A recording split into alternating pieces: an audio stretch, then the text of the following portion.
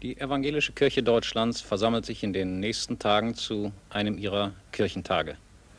Diese Kirchentage sind eine, wie man es gerne nennt, eine Heerschau der Gläubigen. Und man weiß doch nie so recht, wie gläubig sind selbst jene, die sich dort versammeln. Denn die evangelische Kirche wie die katholische ist in diesem Land und in vielen Industrieländern in eine tiefe, lang anhaltende Krise geraten. Sie ist unsicher über ihren Weg geworden.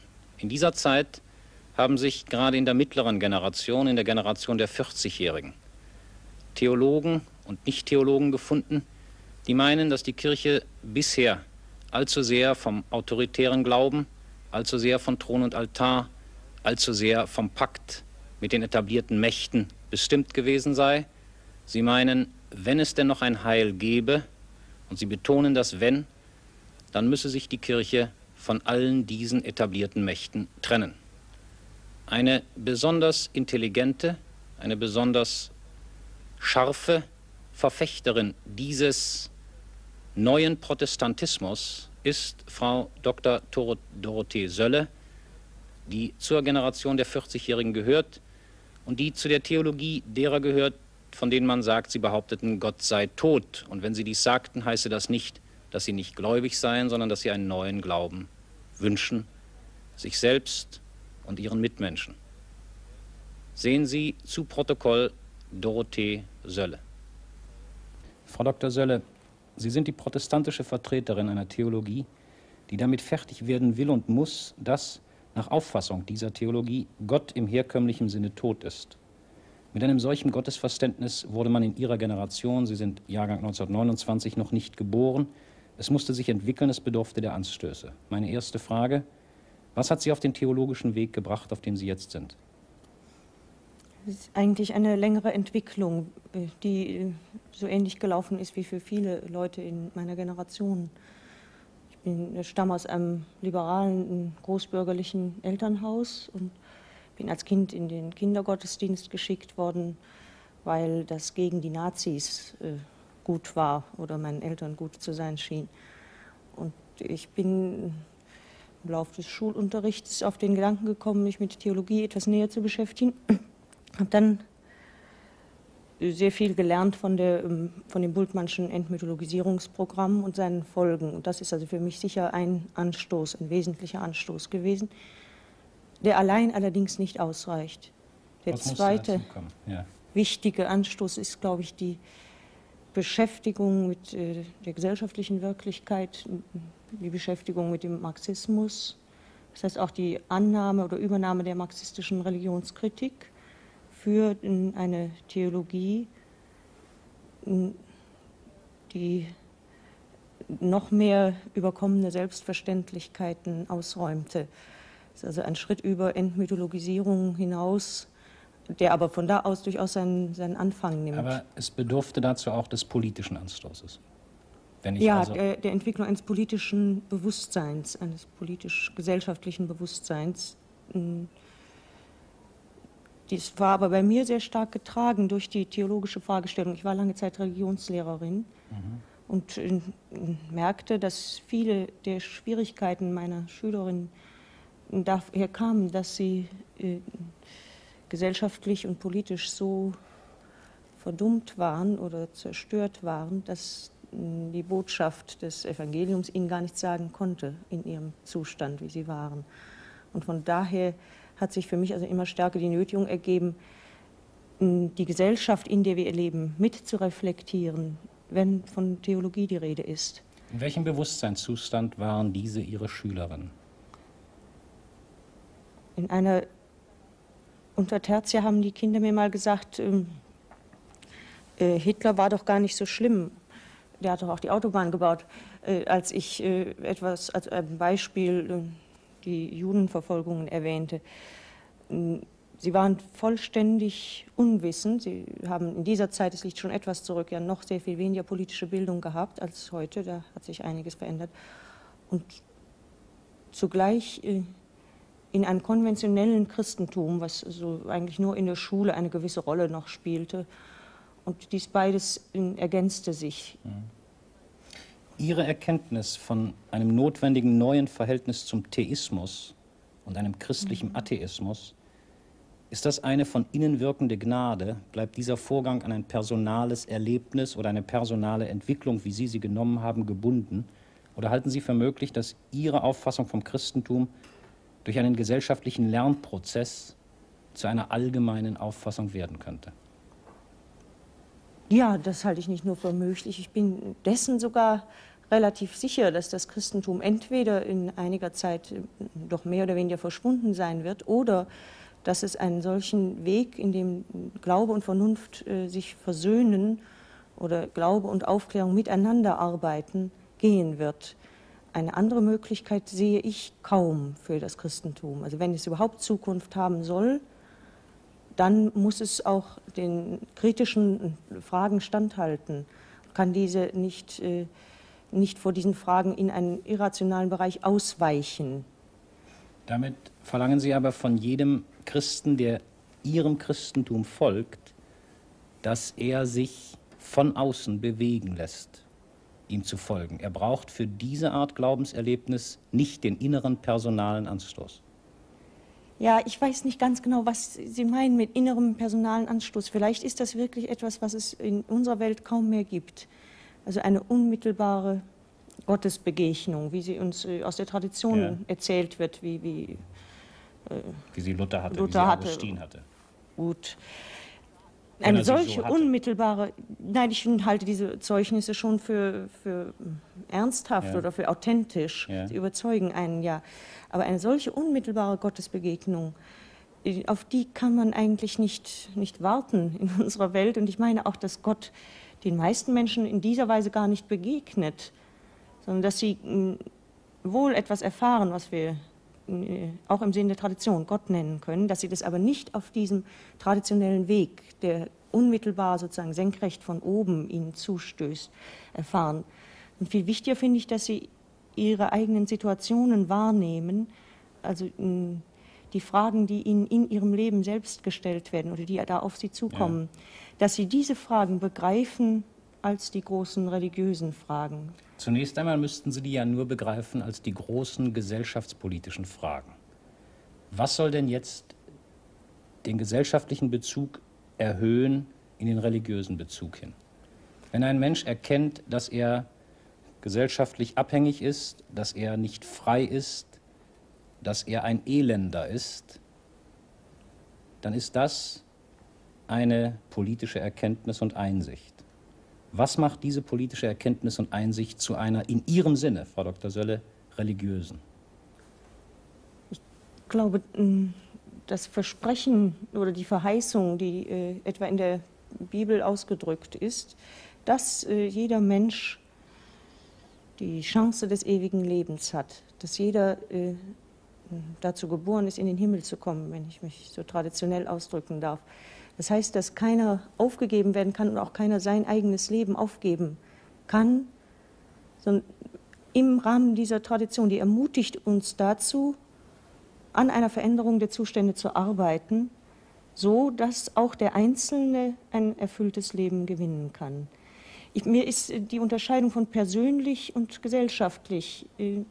Sie wollen sie nicht akzeptieren? Nein, die halte ich für falsch, weil ich gerade meine, dass gerade das Persönliche so abhängig ist vom Gesellschaftlichen und so sehr bedingt, zum Beispiel durch die Erziehung, die ich genieße. Und die wiederum ist eine Sache der Gesellschaft, die einigen Leuten keine Erziehung zuteil werden lässt. Oder durch die Lebensumstände, unter denen ich lebe. Diese Abhängigkeit geht so weit bis in mein alltägliches Leben hinein, in meine Abhängigkeit von den Dingen, die produziert werden und die mir zum Kauf angeboten werden. Und alles dies verändert doch meine Seele auch. Es ist doch nicht so, oder man kann sich eigentlich gar nicht vorstellen, dass Menschen denken können, das Gesellschaftliche sei etwas nur Äußeres und demgegenüber bestünde ein innerlicher Bereich der Religiosität oder der Personalität, der unberührt wäre von diesen vollständigen Verwandlungen des Lebens, die durch die technische Revolution heraufgekommen sind. Ich meine dies auch keineswegs und ich werde mit Ihrer Erlaubnis auf diese Fragen zurückkommen. Zunächst jetzt, Sie haben mit Ihren Thesen Anstoß erregt, sichtbaren und hörbaren bei den etablierten Autoritäten der evangelischen Kirche, zum Beispiel bei Präses Beckmann.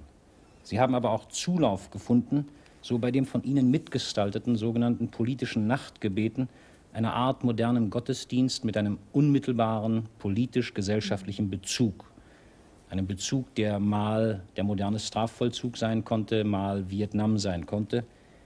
Wie setzt sich nach Ihrem Eindruck, nach Ihren Erfahrungen eine Gemeinde alters- und herkunftsmäßig zusammen, die zu dieser Art Gottesdienst kommt? Eigentlich sehr unterschiedlich. Es gibt da sehr viele junge Leute, die in Lederjacken und mit langen Haaren auf den Stufen des Altars sitzen und die sicher, auch nach ihren Aussagen, sehr selten oder auch nie in die Kirche gehen und die dorthin kommen. Aber es gibt auch durchaus Angehörige der älteren Generation, der mittleren Generation, Menschen, die vielleicht unbefriedigt sind von dem, was in der Kirche ihnen, also im normalen Gottesdienst, ihnen geboten wird. Und die hier eine Möglichkeit sehen, sich selbst genauer zu formulieren. Ich meine, dass eigentlich zum Gottesdienst gerade dies gehört, dass ein Mensch sich darin aussprechen kann. Es ist für uns ein Ort, wo ein Mensch nicht nur Hörender ist, nicht nur Zusehender, also nicht nur in dieser Weise Anteil hat, sondern wo er selbst gefragt ist, deswegen ist für uns Diskussion ein ganz wesentlicher Teil dieser Gottesdienste. Die Diskussion gehört unmittelbar dazu und Vorschläge der Kirchenoberen, man solle doch die Diskussion vielleicht aus dem sakralen Raum heraus verlegen und dazu in einen Gemeinderaum gehen, die können wir eigentlich nicht akzeptieren. Weil Sie genau an den Kern stoßen, den Sie eben haben wollen. Ja, weil wir meinen, dass die Sakralität durch die Diskussion nicht verletzt, sondern gerade hergestellt wird, indem Menschen sein können. Da sind sie Kirche und nicht, die Kirche ist nicht ein Haus oder ein Raum, der in sich heilig wäre. Ja. Haben Sie einen Überblick, woher die Menschen, die zu diesem politischen Nachtgebeten, zu dieser Art Gottesdienst mit gesellschaftlichem Gegenwartsbezug kommen, gesellschaftlich stammen? Ja, es gibt also keine Untersuchungen darüber. Wir fragen also auch nicht. Nun, aber Sie sehen die Leute. Ich sehe die Leute. Es ist selten, dass Arbeiter da sind, aber es gibt es immerhin. Wir haben also Leute erlebt, die zufällig da reingeraten sind. Da sagte mal ein Arbeiter, ich stand davor, da gingen so viele Leute rein, da dachte ich, das wäre ein Kino. Und da ist er hineingegangen und hat sich das angehört. Das kommt vor, aber im Allgemeinen ist das wahrscheinlich doch die Schicht der Angestellten, Intellektuellen, Hausfrauen, zum Teil auch ältere Menschen. Das heißt eben die Schicht des Proletariats nicht. Das ist also ein Punkt, den wir sehr selbstkritisch sehen. Aber vielleicht müsste man versuchen, solche Versuche wie das politische Nachtgebet mit Arbeitern, für Arbeiter zu machen. Und dann eine bessere Sprache zu finden vor allem. Es ist immer noch eine Sprache eines inneren Circles, eines Kreises mit gleichen Bildungsvoraussetzungen. Wir geben uns große Mühe, das abzustellen und also so konkret zu werden durch Beispiele, Hinweise und durch also Nicht-Abstraktion oder eine Abstraktion, die dem nur folgt. Daran arbeiten wir. Ich glaube, dass wir ein ganzes Stück weiter sind als viele Formulierungen der politischen Linken. Dass wir einfacher, verständlicher und konkreter sind. Wir versuchen auch im Raum zu bleiben, also etwa in dem Kölner Raum, konkrete Beispiele zu nehmen, die die Leute kennen, wo sie die Straße kennen, wo das Haus ist, wo das passiert oder so etwas. Wer sind wir? Wir ist der Arbeitskreis, der das gestaltet. Das ist eine Gruppe von unterdessen ungefähr 50 Menschen, Katholiken und Protestanten. Die sind im Wesentlichen aus der mittleren, also etwa meiner Generation, altersmäßig, sind auch Studenten dabei, Jüngere. Und die eben an diesen Gottesdiensten arbeiten, sind Pfarrer und aber in der großen, überwiegenden Mehrzahl Laien, wie man das so nennt. Und sie machen jeweils 4 Leute, bereiten einen solchen Gottesdienst vor. Das ist eine große Arbeit, weil sie da sehr viel Information zu geben haben. Wir halten das für notwendig, um einen Menschen über seine eigene Lage aufzuklären. Und die Lage der Gesellschaft, in der wir sind, braucht man eine ganze Menge Informationen. Wohl wahr. Bei Ihrer Behauptung, Frau Sölle, Gott ist tot, was für Sie freilich keine Abkehr vom Christentum zur Folge hat, sondern gerade eine neue Hinwendung zu Christus. Bei Ihrer Behauptung also vom toten Gott, gehen Sie davon aus, dass Gott früher für die Menschen die Lücke in der Unerklärbarkeit der Welt, der Natur und in den schicksalhaften Abhängigkeiten gefüllt hat. Ist das richtig als Definition? Ja, das könnte man so sagen, dass Menschen Gott angerufen haben in sehr vielen Problemen und Nöten, die durch die technische Mangelhaftigkeit und Unvollkommenheit der Produktionsverhältnisse hergestellt waren. Und in dieser Not, sich mit einem Schicksal konfrontiert zu sehen, dessen Herkunft man nicht kannte, bedurften sie Gottes. Ja. Soweit richtig. Soweit mit Feuerbach und Karl Marx richtig. Ja. Gut.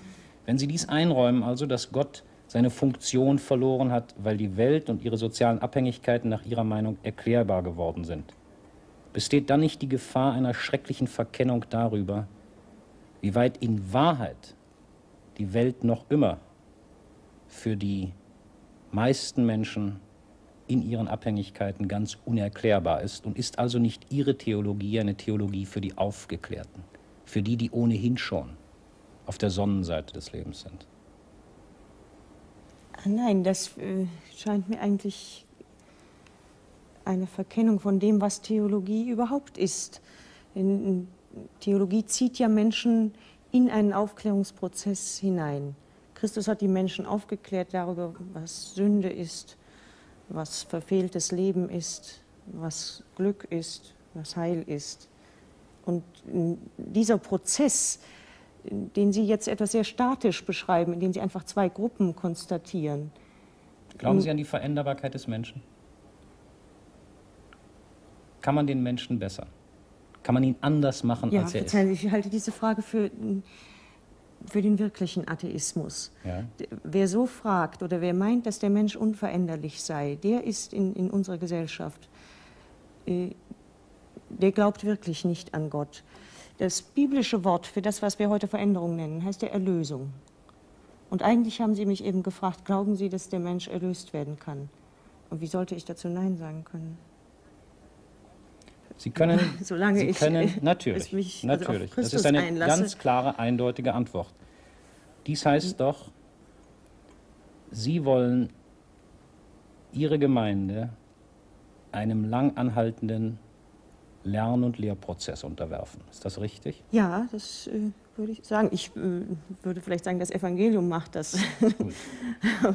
Während dieses langen Lernprozesses, in dem die Menschen nach ihrem Wunsche begreifen sollen, dass vieles, was man Gott zuschreibt, in Wahrheit schlechte Politik ist und keineswegs hingenommen werden muss. Ja. Indem die Menschen lernen sollen, sich nicht alles gefallen zu lassen von politischen Mächten. Ja. Während dieses Lernprozesses ist ja am Beginn des Prozesses mancher Mensch vielleicht doch auf den Ausweg nach Gott als Lückenbüßer rufen zu müssen, angewiesen. Was bieten Sie ihm, bis er gelernt hat, in Ihrem Sinne Gott nicht zu brauchen? Ja, wir versuchen eigentlich langsam zu übersetzen, was es heißt, dass er ausgeliefert ist. Wir versuchen ihm schrittweise dahin zu helfen, zu erkennen, wo er von dieser Gesellschaft beschädigt ist. Allerdings kommt da noch etwas hinzu, was Sie eben nicht nannten. Bei dem Aufklärungsprozess, den wir als Christen versuchen, spielt ja eine wesentliche Rolle ein besseres oder ein klareres Verständnis von Sünde. Wir sagen den Leuten ja nicht nur, die Gesellschaft ist böse oder die da oben sind böse, sondern wir sagen im Wesentlichen ja, wir Christen sind daran schuld, dass in diesem Lande diese und jene Zustände herrschen. Wir haben noch nicht eine andere Ordnung des Strafvollzugs gefunden. Wir beuten die Entwicklungsländer aus und verdienen also an jeder Banane, die wir essen, weil wir sie eher so ungerecht essen.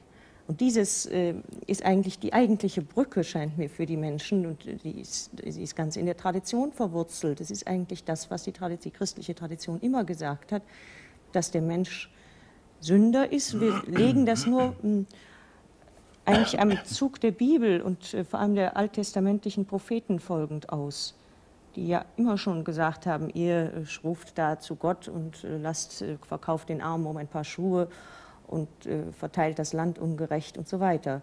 Und diese sozialkritische Linie, würde ich sagen, ist eigentlich die eigentliche Hilfe dafür. Wenn Sie mich persönlich danach fragen, würde ich sagen, für mich ist die Erfahrung der Hitlerzeit und das Schuldproblem, was sich daran angeschlossen hat, wie weit sind wir als Deutsche schuldig oder haften wir dafür, hier eigentlich das Modell, das ein Volk geschwiegen hat, während ein anderes ermordet worden ist, durch seine Leute, also die Deutschen. Das ist ein Vorgang, den man theologisch reflektieren muss. Also da kann man nicht einfach wieder vor 1933 anfangen mit derselben Theologie, sondern man muss eine Sache wie Auschwitz, die muss irgendwelche Konsequenzen haben, auch für das Denken einer Theologie und auch für die Gottesdienste. Vielleicht könnten Sie sagen, das ist mit ein Motor bei vielen in unserer Gruppe. Gerade bei den Älteren ist es ganz deutlich, dieses Gefühl, das darf nie wieder geschehen. Wir müssen früher anfangen, wir müssen die Tendenzen in unserer Gesellschaft, die auf eine Refaschisierung gehen, früher erkennen, früher bekämpfen. Wir sind verantwortlich für das, was geschieht. Könnten Sie eine Zwischenfrage sagen, was der Motor für die Jüngeren in Ihrer Gruppe ist? Ja, das ist, glaube ich, sicher ein Motor, der bei sehr vielen jungen Menschen heute da ist, einfach eine Unzufriedenheit mit dieser Gesellschaft, in die sie so unbefriedigt lässt, die ihnen außer Produktion, also Leistung und Konsum nichts anbietet. Ist ganz interessant, wir haben eine ganze Reihe jüngerer Leute, die zum Beispiel nicht mitbeten bei unseren Gebeten, die also die Hände nicht aus den Hosentaschen nehmen und die aber nächstes Mal vielleicht wieder da sind und die also nicht nur wegen der politischen Information kommen, sondern die tatsächlich auch diese Art der Reflexion, des Überdenkens, der Zurückbeziehung auf die biblische Tradition mit vollziehen, wenn auch kritisch und etwas distanziert. Ja, ich komme auf meinen vorigen Punkt noch einmal zurück. Ich muss da insistieren.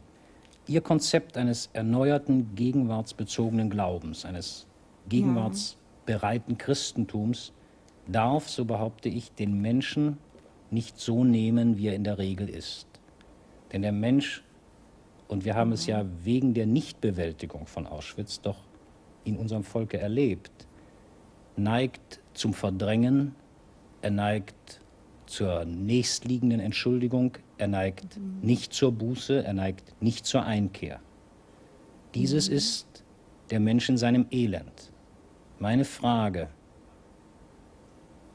Solange Sie ihn nicht durch Ihren Lernprozess zu einem anderen Menschen gemacht haben, ist das, was Sie von ihm verlangen, möglicherweise gerade von Ihnen, die Sie sagen, den Nächsten zu lieben ist der größte Auftrag, eine Überforderung des Nächsten?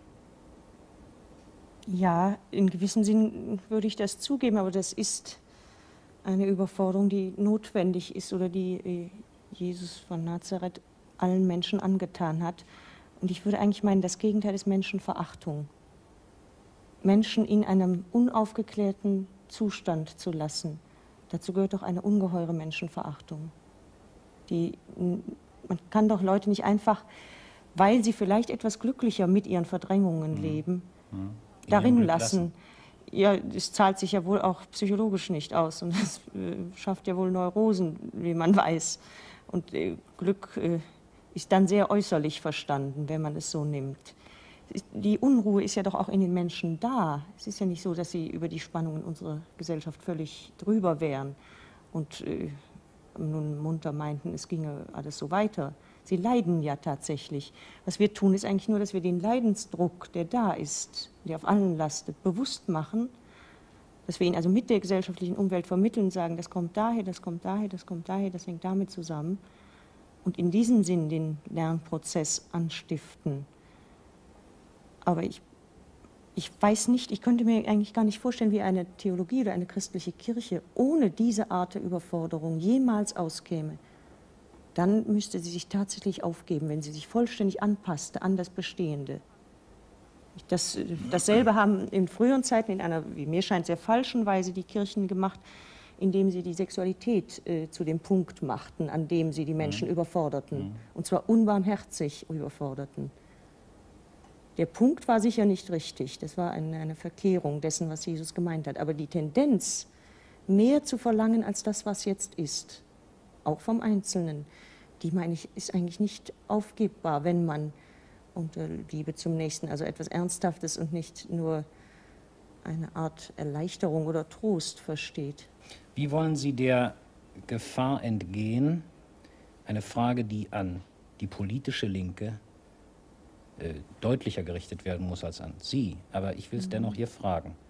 Wie wollen Sie der Gefahr entgehen, eines Tages Menschen zu ihrem anderen Glück, so wie Sie es verstehen, notfalls zwingen zu müssen, weil sich durchgesetzt hat die Erkenntnis, dieser Lernprozess, wie Sie ihn fordern, aus guten Gründen fordern, ist das Richtige und nun sollen die Menschen diesem Richtigen zugeführt werden. Und wer nicht will, der wird genötigt. Sie denken wahrscheinlich an eine sozialistische Gesellschaft, in der das möglich wäre. Ich weiß es nicht. Ich nehme beinahe an, dass wir, diese Art von Christen, dann ebenfalls im Widerstand wären gegen eine solche Gesellschaft. Und das heißt, auf der Seite derer, die sich weigern oder dass wir den Diskriminierten in einer solchen Gesellschaft helfen würden. Diskriminierung ist für uns tatsächlich ein ganz zentraler Punkt. Diskriminierung aller möglichen Gruppen. Und in einer anderen Gesellschaft können das natürlich andere Gruppen sein, die diskriminiert werden und beschädigt werden. Und es ist vielleicht schwierig, das so abstrakt zu formulieren, weil man nicht genau voraussagen kann, an welchen Stellen jeweils die Diskriminierung oder das Unrecht einsetzt. Aber theologisch würde ich vielleicht darauf antworten, dass die Liebe, wie sie im Neuen Testament gemeint ist, kein Prinzip ist, was bestimmte Regeln festsetzt, sondern tatsächlich eine Variabilität enthält, eine Sensibilität für den anderen. Und das heißt, die Art, wie sie sich äußert, hängt von den gesellschaftlichen Gegebenheiten zum Beispiel. Das vollständige Gegenteil sein, nicht? Gewaltlosigkeit kann das Christliche sein, Gewaltanwendung kann möglicherweise auch das Christliche sein. Unter welchen Bedingungen? Unter den Bedingungen, unter denen die Gegengewalt mehr Opfer fordert oder tödlicher ist als also die vorher geübte Gewalt der Verhältnisse. Unter den Bedingungen ist sicher Gewaltanwendung das Richtige. Ich würde da mich etwa auf die Leute vom 20. Juli berufen. In meinem Gespräch mit Rudi Dutschke ist dieses ein zentraler Punkt für mich gewesen. Die Frage nämlich, was tut Dutschke, was tun seine politischen Freunde mit jenen in der Gesellschaft, die sich dem Lernprozess, der das Ziel hat, ein höheres Bewusstsein zu etablieren, nicht anpassen wollen. Was tut diese Gesellschaft mit jenen, wenn die Gesellschaft nach den Zielen einer so totalen Ideologie geordnet ist, die abends lieber den Krimi im Fernsehen sehen, als zum noch so gut gemeinten Schulungsabend zu gehen? Rein hypothetisch. Sie wollen Gottesdienst zu einem Lernprozess machen. Wenn Sie die Macht haben, alle in einen solchen Gottesdienst zu bringen, rein hypothetisch, sind Sie dann nicht genau über die Grenze der Nächstenliebe schon hinaus? Ja, das würde ich sagen.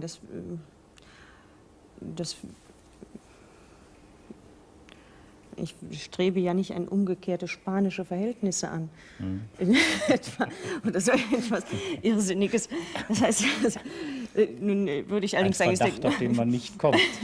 Ist der Gottesdienst ja doch wohl ein relativ harmloses Mittel, Menschen in einen Lernprozess. Wenn man gezwungen wird, hinzugehen, ist er nicht mehr so harmlos. Ja, das, wie gesagt, aber das scheint mir doch eine Idee, die in jedem Fall, also in einer weltanschaulich ganz sicher pluralistischen Gesellschaft ausgeschlossen ist. Denn zum Gottesdienst kann man nur einladen. Wir haben keine anderen Mittel als Und Sie wollten auch keine anderen haben? Nein. Dann nehmen Sie hin, dass Menschen unerlöst bleiben, die Sie erlösen könnten? könnte sie so nicht erlösen. Oder wenn sie, oder durch Zwang würde das nur schlimmer. Ich meine, dieser Zwang, dieser kirchliche Zwang ist doch das, was wir im Augenblick etwa haben, durch Religionsunterricht zum Beispiel, der ja nur formal freiwillig ist, faktisch aber Zwang ist. Das ist eine Sache, die wir bekämpfen, weil sie das Evangelium zerstört von vornherein. Es kann nur als ein Angebot gelebt werden oder angeboten werden. Etwas anderes ist da nicht möglich. Ich würde allerdings denken, dass in einer aufgeklärteren Gesellschaft, wozu ich also eine sozialistische rechnen würde, die Menschen eher in der Lage sind, ihre eigenen Bedürfnisse und Fragen zu stellen. Und vielleicht dann, wenn die Kirche also in diesem Sinne sich fortentwickelte, ja, auch eher in die Kirche gingen. Ich verstehe, was Sie meinen, ja. Wie weit halten Sie sich für die theologische Vollstreckerin der Aufklärung und insofern als Nachhut? Und wie weit sind Sie Vortrupp? Ja, es ist schwierig zu sagen, weil natürlich viele meiner atheistischen Freunde immer wieder sagen, na, jetzt kommt ihr auch darauf und habt es nun auch gemerkt, die Kirche hinkt wie immer nach. Ich halte das nicht für ganz richtig, diese These der Linken, sondern meine, dass in der Kirche und in der Religiosität Bedürfnisse des Menschen formuliert sind, die nicht aufgehoben werden können und die auch nicht allein durch Rationalität, durch Wissenschaft abgesättigt werden können. So wie es natürlich Probleme gibt, die sich nicht auflösen lassen, die auch in einer sozialistischen Gesellschaft nicht einfach abgestellt werden. So gibt es auch immer wieder Fragen von Menschen, die auf eine neue Weise eigentlich ein Bedürfnis formulieren, etwas suchen, was ihnen die Wissenschaft zum Beispiel nicht geben kann. Verstehe. Ich darf Dorothee Sölle zitieren. Ich weiß nicht, wie man nach Auschwitz noch den Gott loben kann, der alles so herrlich regiert. Die Weltgeschichte ist immer mehr zur Sache der Menschen geworden, immer weniger können wir Gott verantwortlich machen für alles, was geschieht. Soweit das Zitat von Ihnen. Gibt es eine Geschichte, die sich machen lässt durch den freien Willen des Menschen? Gibt es den freien Willen des Menschen? Ich weiß, das ist eine Frage, die in der klassischen evangelischen Theologie ja, von Luther diskutiert worden ist. Der Kontext meines Denkens geht eigentlich nicht auf diese Frage direkt ein, sondern hier geht es darum, dass wir tatsächlich die Verantwortung für die ganze Welt und ihren Zustand haben. Die Hunderttausende oder die Millionen, die in den nächsten 10 bis 20 Jahren verhungern werden, klagen uns an. Und in diesem Sinn, weil jede Anklage natürlich einen freien Willen voraussetzt, meine ich, haben nicht nur ich, sondern hat die christliche Anthropologie immer freien Willen vorausgesetzt, nämlich Verantwortung. Und ohne eine Verantwortung können wir eigentlich gar nicht christlich denken. Ob der Mensch seine Erlösung selber in der Hand hat, das ist eine davon zu unterscheidende Frage, die also auch bei Luther, glaube ich, sehr genau voneinander unterschieden ist. Bleibt etwas Unaufhebbares, etwas Unverbesserbares? Bleibt ein Rest, den wir nicht in der Hand haben, wenn wir versuchen, die Geschicke der Welt zu bestimmen und die Welt zu verbessern? Ich würde sagen, umso mehr ein Mensch sich auf die Liebe einlässt, umso evidenter werden ihm die Reste. Also umso klarer wird ihm eigentlich, wo er versagt, wo er das nicht erreicht, was er will. Oder man kann auch ganz einfach sagen, umso mehr einer liebt, umso mehr wird er leiden. Das ist eine Erfahrung, die in Jesus formuliert ist und die wir seit Jesus wissen oder kennen. Und sich auf seine Geschichte einlassen, heißt eigentlich sich auch darauf einlassen, dass wir die Reste erkennen, und dass wir immer weiter an ihnen arbeiten. Ist ein Paradies auf Erden möglich?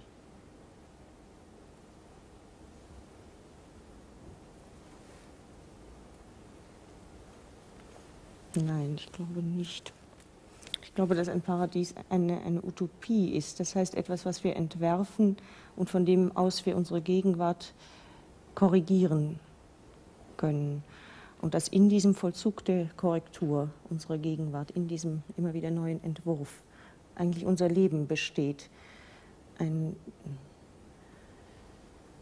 Paradies in einem vollständig, also Schmerz-, Tod- und leidfreien Leben zu sehen, das schien mir unmöglich. Was ist der Sinn des menschlichen Lebens?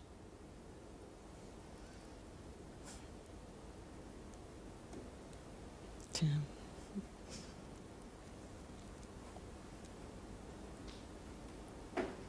Das ist in gewissem Sinn eine Kinderfrage, die, Ja.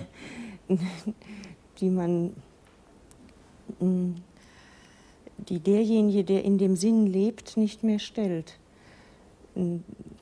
Was ist Ihr Sinn? Ja, ich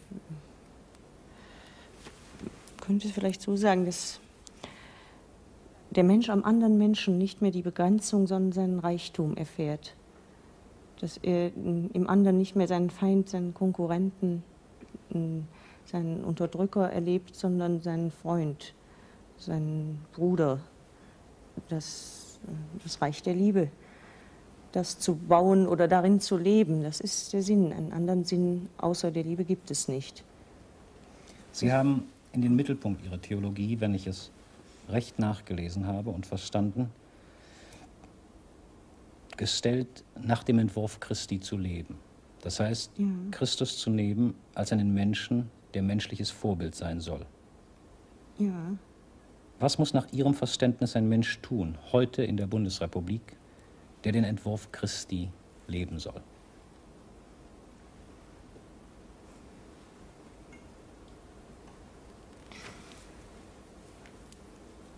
Ich glaube, dass er in einem gewissen Sinn im Widerstand zu dieser Gesellschaft leben muss. Dass er also nicht vollständig angepasst sein kann, dass er nicht gesellschaftskonform leben kann. Das heißt, dass er Kritik üben wird, protestieren wird, verändern wird, an sehr vielen verschiedenen Stellen, wo je nachdem, wo er gerade ist, wie er zu arbeiten hat. Ich finde es sehr schwer, in der Bundesrepublik ein Christ zu sein. Vielleicht schwerer als in anderen Zeiten. Warum? Weil es eine Gesellschaft ist, deren wesentliche und erklärte Ziele in den Menschen eigentlich töten. Denn die wesentlichen und erklärten Ziele sind Verdienen, sind Produzieren und Konsumieren. Das ist das, was diese Gesellschaft den Menschen, die in ihr Leben anbietet und ihnen einimpft, ununterbrochen. Jedem sein Eigenheim etwa oder jedem eine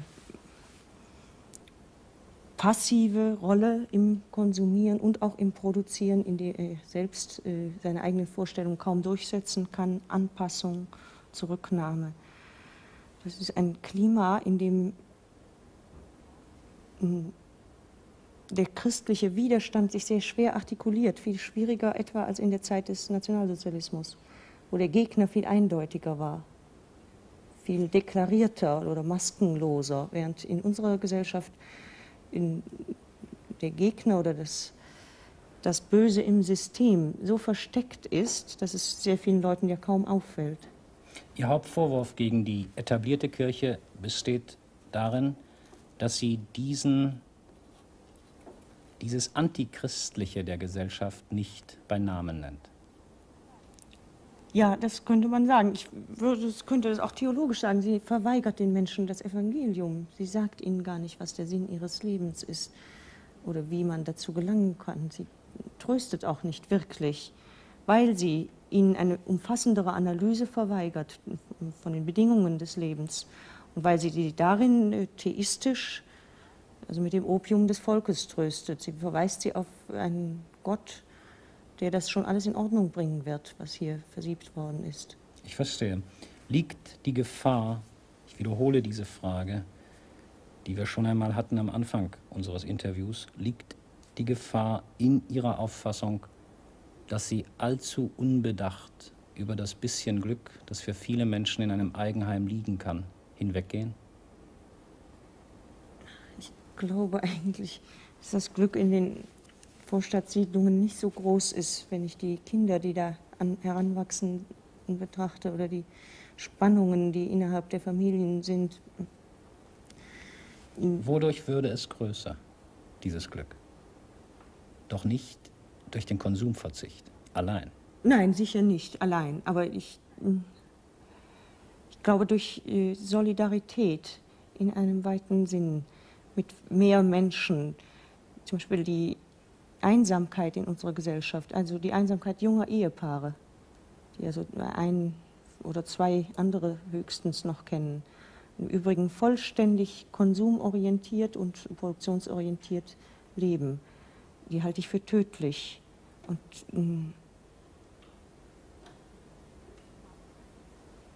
es mag sein, dass darin eine gewisse Ungerechtigkeit liegt, wenn man Menschen etwas wegnimmt an schwer erarbeitetem. Ja.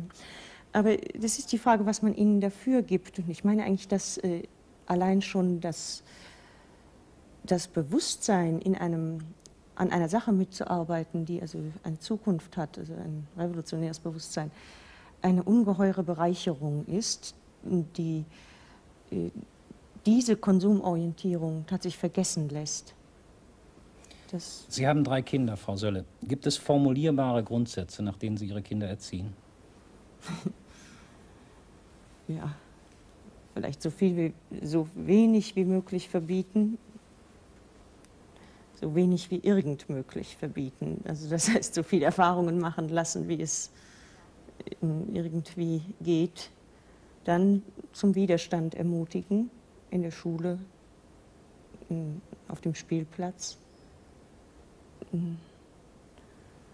auch im Religionsunterricht oder Konfirmandenunterricht. Dann. Was tun Sie, um ein Bewusstsein für den Wert des Solidarischen zu erzeugen?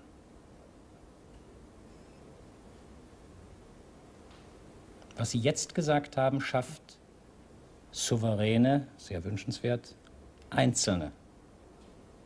Sie setzen aber, und gerade in Ihrer vorigen Antwort haben Sie das betont, den Wert der Solidarität sehr hoch an.